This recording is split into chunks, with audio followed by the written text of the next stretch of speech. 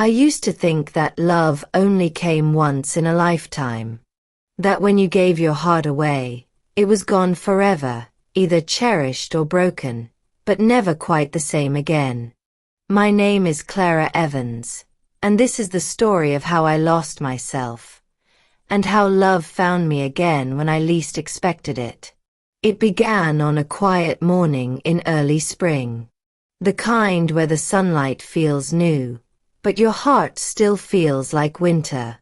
I had just moved into a small apartment downtown after ending a 6-year relationship that had slowly drained me of everything I once was.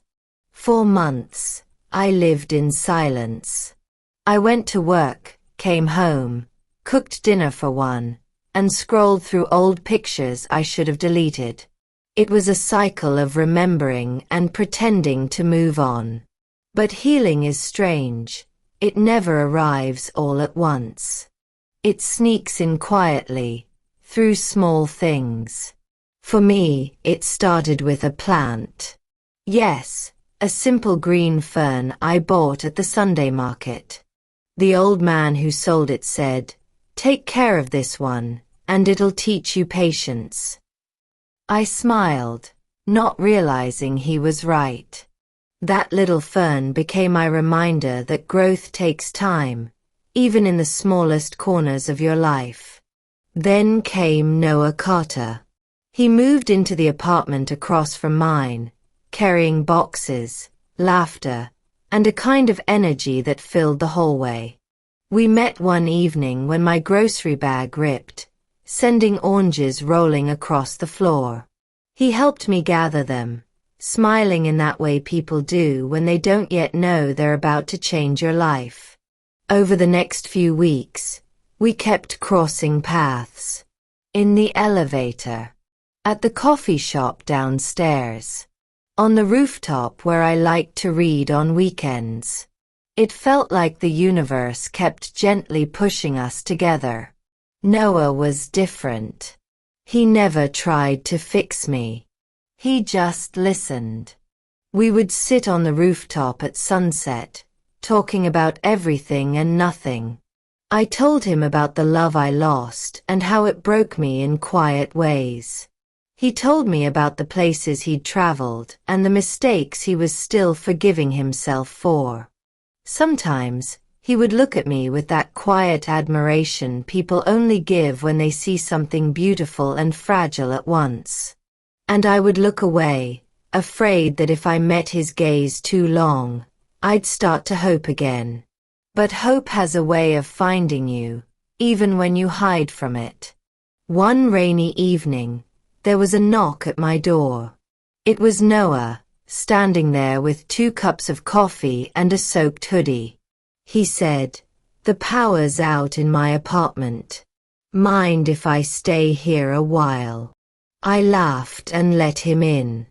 We sat by candlelight, talking about childhood dreams and broken promises. At one point, he said something that stayed with me. He said, "You can rebuild after heartbreak, but the real miracle is when you start to love again, not someone else, but yourself." Something shifted in me that night. He reached for my hand, and for the first time in a long while, I didn't pull away. It wasn't passion at first. It was warmth. The kind of warmth that seeps into the coldest parts of you and reminds you that you are still alive. Days turned into weeks. Our friendship deepened into something neither of us could name, but we both felt it. Every shared smile, every late-night text, every small touch, it built something fragile, something real.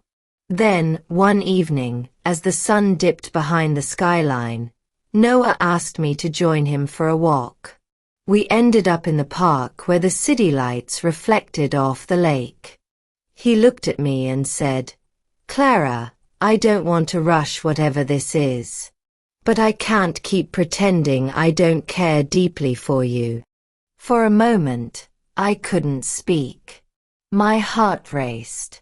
I wanted to say yes, to fall, to let myself feel everything again, but fear whispered in my ear, reminding me of what it felt like to break. So I said, "I need time." And he understood. He smiled softly and said, "Then I'll wait. Just promise me you won't stop believing that love can be kind." That night, I stood by my window long after he left, staring at the city below, realizing that maybe love doesn't always arrive like a storm. Sometimes, it returns like sunlight, gentle, steady, patient. Months passed, and I kept healing. I took pottery classes, reconnected with old friends, and even started writing again, something I had stopped doing years ago. But no matter what I did, Noah was there, in the little moments, the laughter, the quiet support. Then one evening, as we were both leaving the building, he handed me a small note. It simply read, "Meet me on the rooftop. One last time." When I got there, the city lights shimmered around us. He looked nervous, and before I could speak, he said, "I know you've been finding yourself again, and that's beautiful.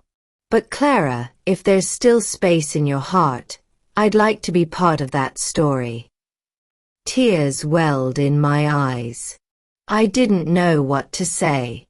So I stepped closer and whispered, "There's always been space." He smiled, and in that moment, we both knew this wasn't about replacing what was lost. It was about beginning again, with grace, with patience, with love that didn't demand, but simply existed. And as he pulled me close, the city faded around us. The wind carried our laughter, and for the first time in years, my heart felt whole.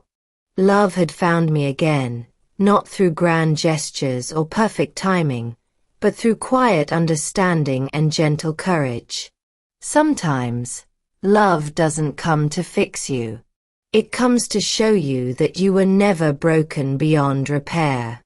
And maybe that's what real love is, two people choosing to grow, even after the storms have passed.